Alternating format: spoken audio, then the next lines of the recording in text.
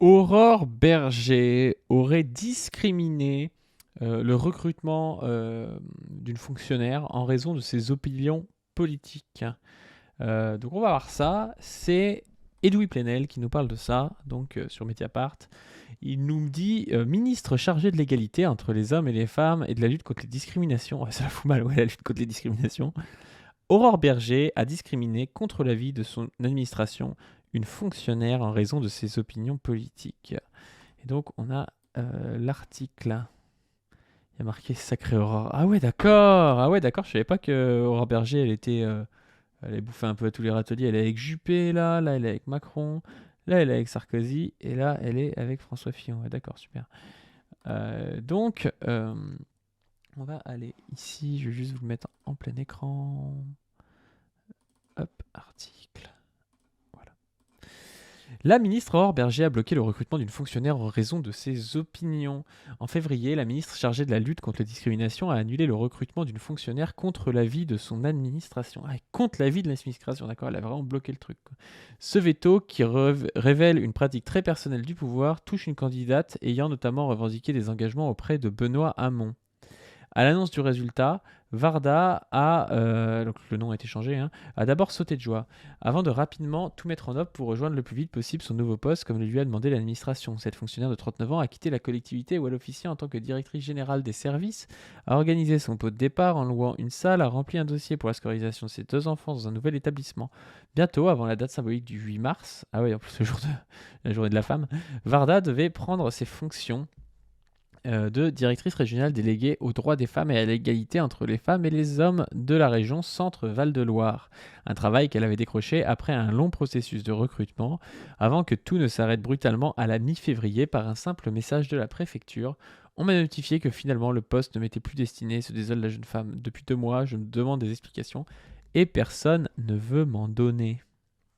Ce silence cache en réalité un embarras. La raison, l'annulation soudaine du recrutement de la fonctionnaire découle d'un choix politique individuel, celui de la ministre chargée de l'égalité entre les hommes et les femmes et de la lutte contre les discriminations Aurore Berger en personne, en raison des opinions politiques de la candidate. Mais c'est gravissime, hein. Non mais quand on dit que c'est de pire en pire l'autoritarisme, la fascisation de la société, tout ça, là, c'est un peu délirant comme truc, quoi. À quel moment il y a des choses comme ça qui se passent, quoi. Cette fonctionnaire de catégorie A, correspondant au grade des hauts fonctionnaires, dont le patronyme renvoie à ses origines maghrébines, ses parents sont immigrés algériens, présente la particularité d'avoir milité à gauche au sein de Génération S, de l'ancien socialiste Benoît Hamon. Un engagement dont Varda ne s'est jamais caché, assumant par exemple dans la presse en 2019 son opposition à la montée des nationalismes, à l'homophobie ou encore à l'islamophobie, un mot qui donne des boutons à Aurore Berger. Il y a un lien. En France, nous avons obtenu le droit de blasphémer, de critiquer et de nous moquer des religions. Ah oui, d'accord. Dans le même article, la jeune femme affichait également son soutien au mouvement des Gilets jaunes, intolérable pour la ministre d'Emmanuel Macron, pour l'interrogation. Sollicitée par Mediapart, Aurore Berger ne nous a pas répondu sur les raisons précises qui l'ont poussé à bloquer le recrutement. Comme pour toute nomination, la signature d'un ministre, il est de notre responsabilité de confirmer ou infirmer une nomination, a-t-elle simplement estimé, affirmant avoir décidé de ne pas valider le mouvement en question en évoquant des prétendues concertations avec la préfecture et la SDFE, Service des droits des femmes et de l'égalité entre les hommes et les femmes. Relancé pour comprendre les motivations exactes derrière son choix, Aurore Berger a ensuite critiqué la procédure de sélection menée par l'administration, considérant que les candidates classées en 2 et 3e position n'ont pas pu défendre leur candidature, ce qui n'apparaissait pas comme juste. La ministre a aussi cru bon d'ajouter que les postes dans l'administration sont soumis à un strict devoir de neutralité, confirmant en creux le caractère politique de sa décision. Ah ouais, elle n'est pas neutre parce qu'elle est engagée, quoi. C'est sûr que Aurore Berger, elle est très neutre, par contre, elle n'est pas du tout engagée. Cette obligation de neutralité s'apprécie pourtant dans l'exercice des fonctions des fonctionnaires et non au regard de leur engagement passé. Bah oui, oui, évidemment.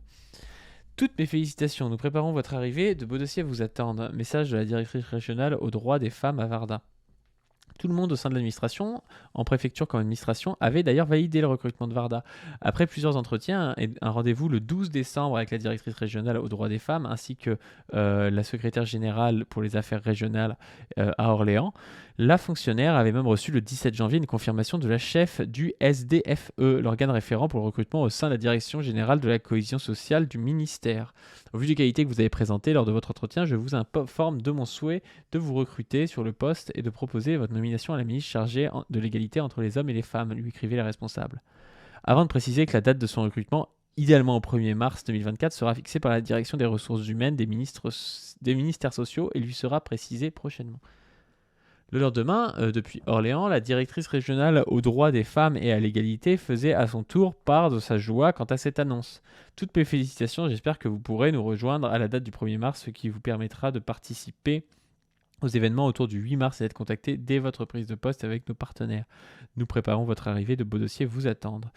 Tandis qu'au même moment, un responsable de la DGCS prenait le relais en adressant à la fonctionnaire une fiche de proposition financière en prévenant qu'en acceptant ce poste, elle sera réintégrée dans son propre corps d'origine et perdra la qualité d'emploi fonctionnelle liée à son détachement actuel. Une proposition immédiatement signée par Varda. Exclu sans explication. Une semaine plus tard, le 24 janvier, les échanges se poursuivent avec le même directeur. L'arrêté de recrutement n'a certes pas encore été signé par la ministre, mais rassure-t-il, ce délai de latence est on ne peut plus normal, et le remaniement, Aurore Berger a été nommé le 11 janvier, puis les délais de constitution du cabinet ministériel ayant bloqué jusqu'au traitement de ses affaires courantes.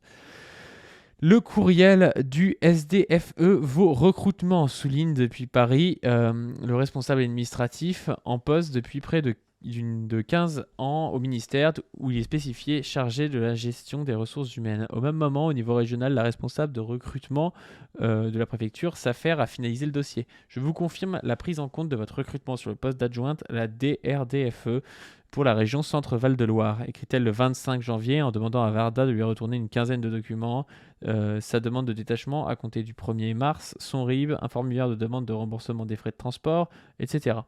La fonctionnaire remplit et signe tout avant qu'intervienne le blocage définitif contraignant l'administration à finalement revenir sur sa décision initiale une dizaine de jours plus tard. Le 9 février, la SGAR, qui avait pourtant participé au processus et validé le recrutement, doit déclarer la procédure infructueuse. Varda, la multifélicité pour son embauche, est exclue par un simple message sans explication et le poste fait l'objet d'un nouvel appel à candidature actuellement toujours en cours qui est publié au journal officiel du 23 février 2024. Non mais c'est délirant quoi, il n'y a même pas quelqu'un à sa place, c'est juste comme ça on la vire. Surtout putain, un engagement auprès de Benoît Hamon quoi. C'est pas un grand révolutionnaire quoi. Hein.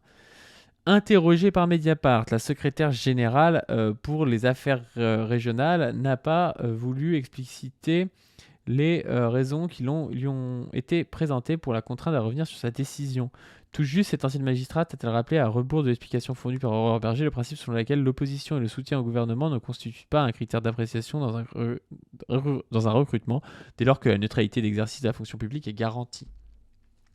Auprès de Mediapart, la fonctionnaire déchue fait quant à elle part de sa colère doublée de son incrédulité. Je suis abasourdi d'apprendre que cette décision proviendrait de la ministre en charge de la lutte contre les discriminations alors qu'elle est censée protéger les citoyens de ces dérives et que le président Emmanuel Macron a fait de cette lutte un combat politique. Mais oui, c'était délirant quoi. T'as un ministère de la lutte contre les discriminations qui discrimine quoi. La fonctionnaire rappelle avoir été extrêmement déçue et choquée de voir son recrutement bloqué, alors même que les services de la préfecture avaient insisté auprès d'elle pour qu'elle s'empare rapidement du poste vacant depuis l'été dernier. Cette décision appelle une réponse forte et exemplaire du président de la République, estime encore la jeune femme. Des initiatives personnelles qui déboussolent. Les tensions entre Aurore Berger et l'administration ne sont pas apparues qu'au moment du blocage du recrutement de Varda. La ministre se distingue en effet depuis quelques mois par ses comportements, décisions, annonces solitaires, quoi qu'en pense et qu'en sache ses propres services. C'est quelqu'un qui veut faire des coups, elle a une forme d'audace, mais elle est dans une stratégie personnelle basée sur sa communication à un fonctionnement clanique qui est dysfonctionnel pour conduire des politiques publiques, critique une ancienne collaboratrice ayant requis l'anonymat. Un point de vue que conteste Aurore Berger qui met en avant son bilan depuis son arrivée au gouvernement à l'été 2023 à la tête du ministère des Solidarités, citant notamment le pass colo effectif dès cet été, l'augmentation des professionnels de la petite enfance. Je mets un point d'honneur à ce que les annonces ne soient jamais des effets d'annonce mais entrent dans la réalité des Français, affirme la ministre. Plusieurs dossiers ont été cependant laissés sans trace. Le dernier exemple en date concerne sa réaction au crime commis par le Hamas le 7 octobre 2023. Le dimanche 11 février, un mois après son arrivée dans ses nouvelles fonctions, Aurore Berger fait part de sa volonté sur Radio J de couper les financements des organisations subventionnées qui auraient fait preuve d'une ambiguïté vis-à-vis de l'attaque. Le coup de com' est clairement réussi, l'annonce est reprise partout. Le créneau, un dimanche, décuplant son impact que politique. Mais personne n'a été mis au parfum, y compris au sein du gouvernement, et l'annonce finit par se retourner contre la ministre et la cause qu'elle prétendait défendre. Car en dehors du fait que l'ambiguïté de terme utilisé par Aurore Berger est difficilement transposable d'un point de vue juridique, l'administration, qui n'avait reçu aucune alerte sur le sujet, a fait rapidement remonter l'information à la ministre. Après avoir procédé au criblage des associations en quelques jours, aucune structure subventionnée n'a entretenu la moindre ambiguïté sur les cribles du Hamas. La déclaration ministérielle reposait donc sur du vent et a fait turbiner ses services pour rien. Il faudra toutefois attendre 3 semaines pour qu'Aurore Berger le reconnaisse du bout des lèvres le 2 mars au détour d'une interview dans Le Parisien. Un mois plus tard, le 31 mars, la ministre profite de nouvel espace médiatique dominical, cette fois à la faveur d'une interview chez CNews et Europe 1, donc chez Bolloré, pour annoncer la tenue d'assises de lutte contre l'antisémitisme le 6 mai. Son idée, marquer le coup pour endiguer l'explosion des actes antisémites en France depuis le 7 octobre, mais là encore, Aurore Berger n'a prévenu personne avant cette annonce à la radio, pas même les associations mobilisées sur le sujet. Mais c'est le délire, hein. Genre la meuf, elle fait du truc comme ça qui lui plaisent et elle s'en fout, quoi. Enfin, c'est dingue quand même, elle est ministre, quoi. Aucune réunion préparatoire n'a d'ailleurs été organisée en amont de l'interview, ne serait-ce que pour savoir quel est l'objectif concret de ces assises, malgré l'ampleur du sujet. On a tout découvert dans la presse, confirme sans couvert d'anonymat un représentant associatif. Ce dernier, interpellé à la volonté, par la volonté affichée par la ministre lors de l'entretien d'associer les partis politiques à l'événement, malgré un calendrier marqué par les élections européennes, a alors immédiatement appelé le cabinet de la ministre, lequel ne semblait pas plus au courant de l'initiative. Avant cela, au ministère des Solidarités, qu'Aurore Berger a dirigé jusqu'en décembre, la ministre avait fait parler d'elle pour plusieurs raisons, pour plusieurs annonces tombées du ciel. En juillet 2023, juste après son entrée en fonction, elle surprend son monde en émettant l'hypothèse qu'un congé parental plus court mais mieux indemnisé. Rebelote 2 mois plus tard quand elle fixe publiquement l'objectif d'un taux d'encadrement d'un adulte pour 5 dans les crèches. En décembre, la ministre présente cette fois un programme choc pour responsabiliser les adultes, marqué par la création de travaux d'intérêt général pour les parents défaillants, grillant la politesse au ministre de la Justice compétent sur le sujet. Non mais, c'est la folie, hein. Parfois, ce mode de fonctionnement individuel se fait également au détriment de ses équipes, comme lorsqu'Aurore Berger décide en plein examen à l'Assemblée nationale d'un article du projet Plein Emploi, permettant d'amorcer la création d'un service public de la petite enfance, de répudier son conseiller spécialisé sur le sujet. Le lobby des crèches privées.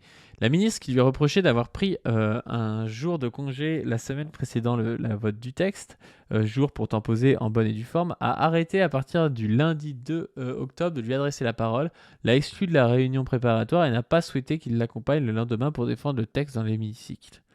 Bilan, contre toute attente, Aurore Berger se retrouvant en difficulté pour défendre le texte, orpheline de son conseiller spécialisé. Le texte a été rejeté par les députés, ce qui a provoqué la colère et l'incompréhension, y compris à Matignon. Questionnée sur ce revers, Aurore Berger l'interprète par un revirement opportuniste des députés du Rassemblement national en séance, non par l'absence de son conseiller, qu'elle dit avoir subi en raison de son congé précédent. Finalement, l'article rejeté par l'Assemblée nationale, qui était très attendu par l'administration et les organisations du secteur, a été rétabli en commission mixte paritaire, mais dans une version moins ambitieuse que le projet initial. À l'été 2023, déjà, le dossier de la gestion des crèches avait alerté sur le mode de gouvernance de la nouvelle ministre. Aurore Berger venait tout juste d'entrer en fonction quand sa première directrice de cabinet, aujourd'hui conseillère à l'Élysée, lui a rappelé un arbitrage du précédent ministre Jean-Christophe Combes. Après avoir marqué un retrait sur le sujet, l'État devait à nouveau muscler son jeu face au lobby du secteur privé, dont un rapport de l'IGAS, Inspection Générale des Affaires Sociales, avait mis en lumière les abus quelques mois plus tôt. Cette décision intervenait également dans le contexte de la publication à venir, à la rentrée de septembre, de 2 livres d'enquête mettant en lumière ces pratiques. Mais la directrice de cabinet n'avait alors pas encore compris où elle mettait les pieds quand la lobbyiste du secteur privé, Elsa Hervy, une ancienne conseillère d'élus de droite qui préside la Fédération française des entreprises crèches, s'est réjouie dans la presse de la nomination d'Aurore Berger. Bon, elle s'assagit Elsa, commentait ainsi la directrice de cabinet, en août se félicitant d'être montée au créneau face à elle quelques semaines plus tôt. La réponse de la ministre, qui reprendra quelques mois plus tard les arguments de la FFEC, comme l'a révélé le Canard enchaîné, ne s'est alors pas fait attendre. C'est surtout une copine, elle sera très aidante avec moi. Donc, Voilà, maintenant, vous savez tout sur la ministre des discriminations qui semblerait, selon Mediapart, moi je n'affirme rien, je suis absolument neutre, hein, qu'elle discrimine elle-même. Je vous invite à me dire ce que vous en pensez en commentaire si YouTube a remis les commentaires. Et je vous invite aussi à donner sur le Tipeee qui ne s'affiche pas là, je ne sais pas pourquoi, parce qu'il fait grève. Et je vous invite aussi à vous abonner à la chaîne, pas du stream, mais à la chaîne principale sur laquelle on va sortir une vidéo sûrement ce week-end. Sur